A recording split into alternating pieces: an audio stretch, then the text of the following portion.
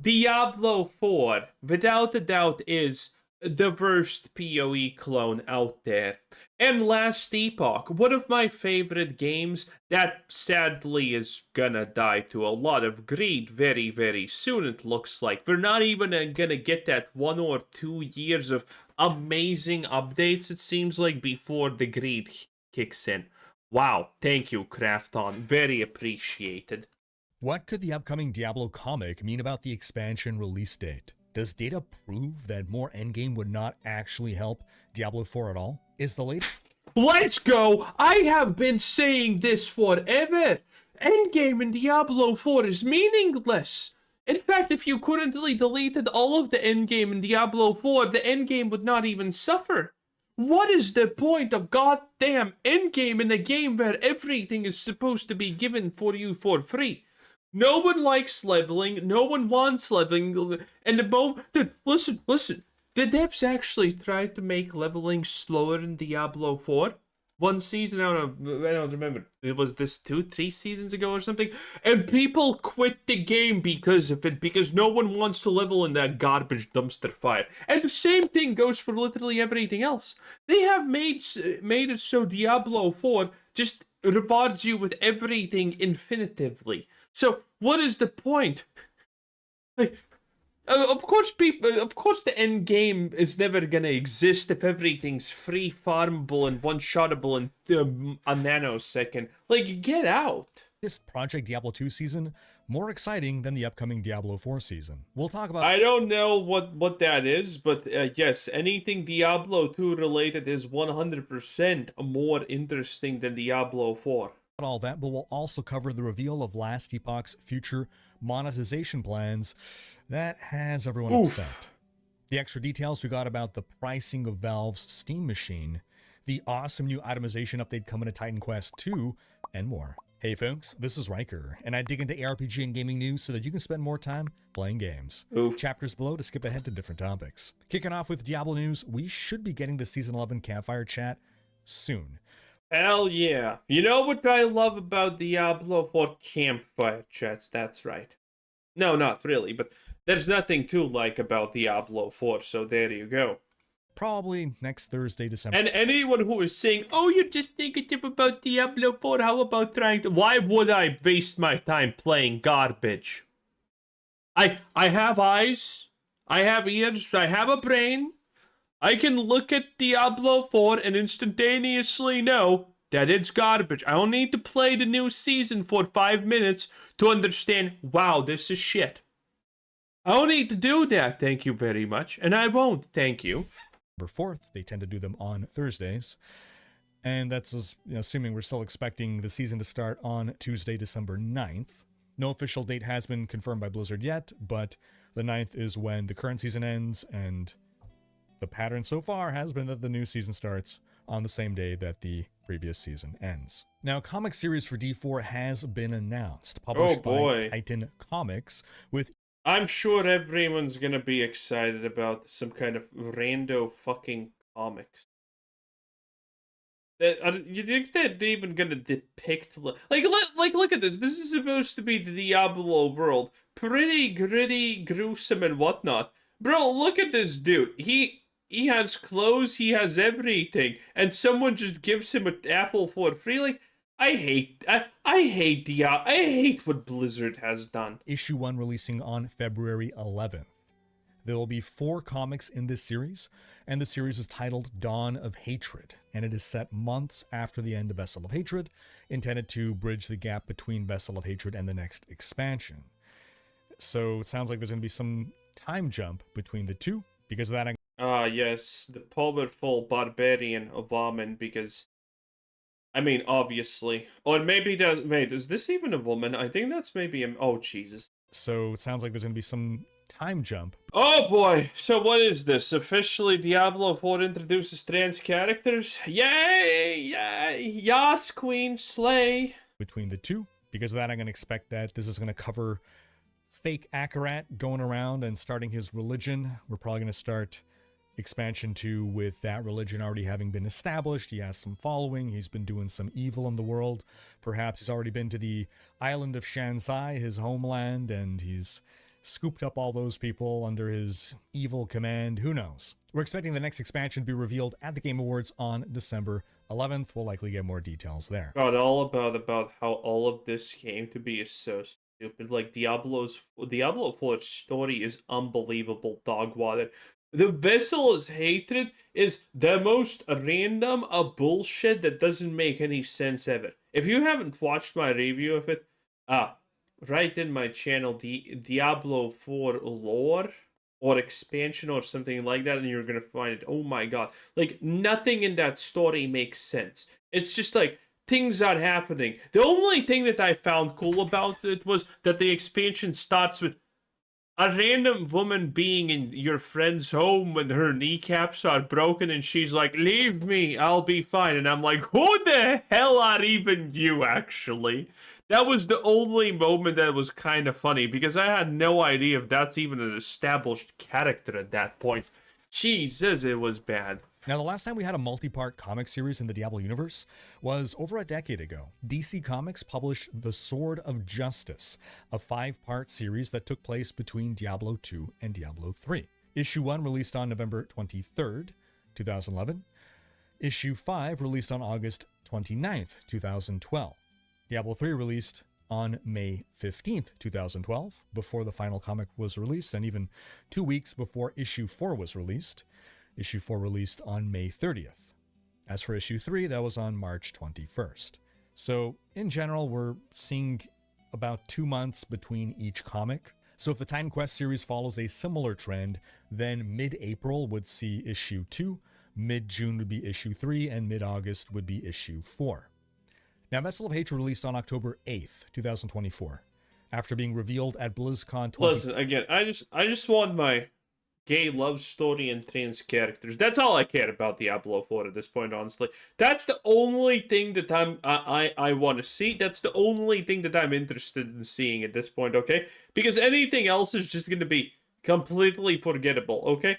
If my franchise is gonna, if one of my favorite franchises of all time is gonna be this brutally butchered, I mean, full send it. 23 on November 3rd. That's 11 months between reveal and release. So if we're getting a reveal of the second expansion in December, then I don't see the release happening any earlier than summer 2026, and that's being optimistic. It's more likely to release after BlizzCon 2026, which is in September. Otherwise, what would there be to talk about for Diablo at BlizzCon? They wouldn't reveal the next expansion right after releasing expansion 2. But what do you folks think? Is BlizzCon even happening? Does anyone care about BlizzCon? When will the second expansion release? Give your predictions in the comments below so that in 2 weeks from now you can point back and say, hey, I was right. Now, on another topic, an interesting bit of data that Redditor Cultural Ninja 6 put together was the relative retention of different ARPGs based on Steam data. We talked about this. Again, Diablo 4 is extremely botted. Diablo 4, Path of Exile, and Last Epoch to get a sense of how long people play each of these games at the start of a new season. If he does not say that the Diablo 4 is being extremely botted on Steam, I will flip out, okay? I will flip out. Before they move on. Now, everyone says that Diablo 4 has no end game compared to these other titles, so yes. Naturally the assumption is that Diablo 4 players would bounce off sooner and that these other games would have better retention because they... As far as I know, the average Diablo 4 season enjoyer literally stays for less than a day. Better endgame, right? Well, the data doesn't support that. Diablo 4 has roughly the same retention rates as these other titles. People drop off from Diablo 4 at roughly the same rate, with most ARPG players... Wait. This is the dumbest thing! Oh my god, this is some asmongold tier of stupidity. Okay, let me explain what you're seeing right there in front of you. Oh my god, this is beyond dumb. Okay, so this is what these graphs represent. They represent the highest peak, which is represented with 100, and the lowest peak, which can be represented with, let's say, well, with 0.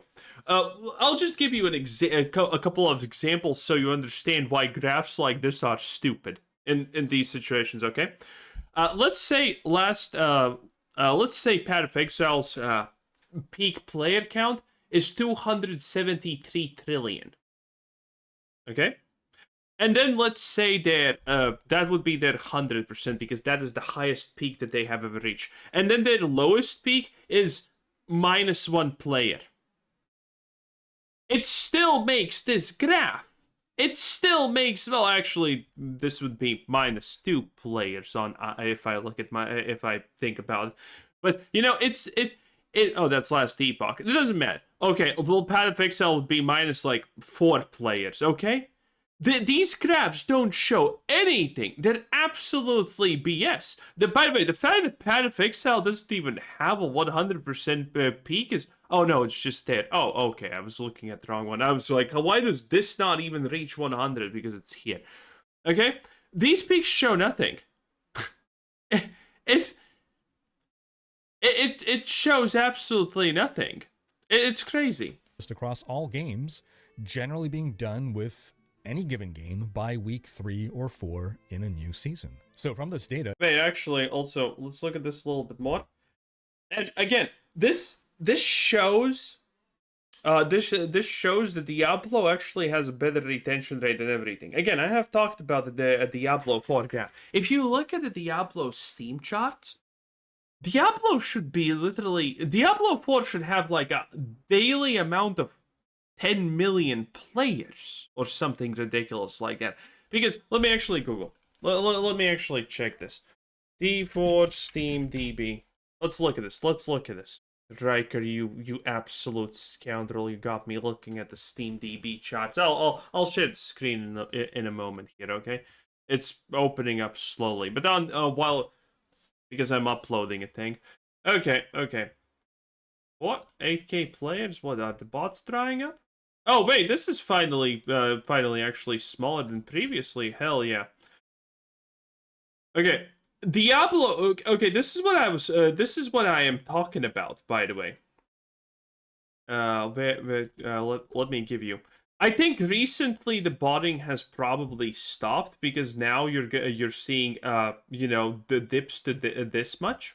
By the way, only 63% positive reviews. Oof, that's painful. But look at this. Diablo 4 Steam DB essentially tells us one thing. That this game should... If we assume that like 99% of all players of Blizzard games are on BattleNet, that we can easily assume that literally 10 million players on average are playing Diablo 4, which is obviously bullshit. If you assume that 99% of players are actually still on BattleNet. Even if we assume actually, you know, a little bit less than that, like 90%, this is still multiple millions of players playing per day. And no one cares about Diablo for some reason. Look at these graphs. This is the only time the graph looks normal, like in recent seasons, because I think normal people have quit. But if you look at this, look at this. This is like Season 4, for example. Loot Reborn. Look at this. It launches and then it stays for such an amazing period of time. And right there before the new season, it just ends. Look at this. This is insanity, boys. This is absolute insanity. The retention rate for this game is beyond reasonable if you look at Steam like in these time periods. And that cannot be real. That has to be bots because, again, if Steam has this kind of retention of players, then there's no reason to assume that Battle.net doesn't have the same type of retention as players, or maybe even more. And the only recently, it's slowly looking like the bots are subsiding. Because look at this. Season 7 of The Witch, 37k players. And this is 20th January. And then you go down and it's February 20th. And it still has a third of its player base around here. You understand how good that actually is. You understand how absolutely ginormously amazing that is? To retain a third of your player base like a month or 2 months in, and then it even gets a boost? This is unbelievable. This is absolutely ridiculous numbers. Okay? It does not make any sense that Diablo 4 somehow does these things. And it does it constantly. Look at this. It's bots. All of this is 100% bots. Any given game by week 3 or 4 in a new season. So from this data, it's fair to say that endgame depth does not improve retention. And that may explain why Blizzard has not been, You know what does though? Bots. in a rush to expand D4's endgame, if in practice it'll do little to keep us playing for longer. But while that may be the case, I think what it would do... But then you have to ask, like, what's keeping players playing in that case? And can anyone answer that? No, you can't. I can, it's bots. more endgame would do is better capture the audience of players who gravitate more towards games like Path of Exile or Last Epoch. And by the way, the fact also, I didn't even mention this, but the fact that Diablo 4 Steam graph, by the way, is that it's growing over time and it's not going down is even crazier. Again, if you look at Steam, then Diablo 4 should be a major hit game that everyone is interested to play, but somehow that's not it.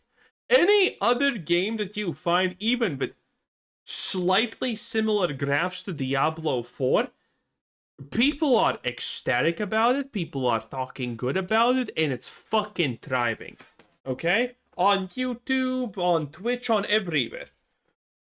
And yet, Diablo 4 has one of the most amazing graphs I have ever seen in my life, but it's completely dying and collapsing. Like, how does that make any sense?